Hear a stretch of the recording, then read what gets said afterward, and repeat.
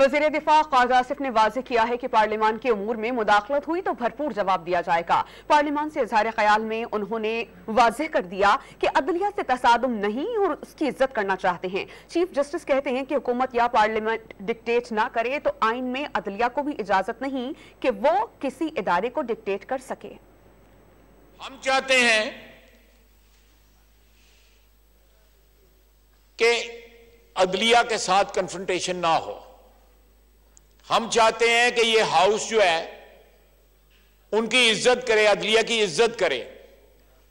लेकिन जनाबे वाला, जब चीफ जस्टिस कहते हैं कि हुकूमत जो है या पार्लियामेंट जो है वो अदलिया को डिक्टेट नहीं कर सकती, कॉन्स्टिट्यूशन की जो असास है, जो बुनियाद है, ट्राइकोटमी, उसमें कोई भी अदारा दूसरे किसी अदारे को डिक्टेट नहीं कर सकता और वो एप्लीकेबल है अदलिया के ऊपर भी। वो हमें डिक्टेट नहीं कर सकते, वो पार्लियामेंट को डिक्टेट नहीं कर सकते। ये सिचुएशन जो है ये ज्यादा देर चलनी जो है पाकिस्तान की जो आईनी जो अरेंजमेंट है उसके लिए नुकसानदेह है। जब हमारी टेरिटरी जो है ब्रीच होगी, जब हमारी टेरिटरी जो है वो ट्रेसपास होगी, तो then this house is compelled to response and response robustly.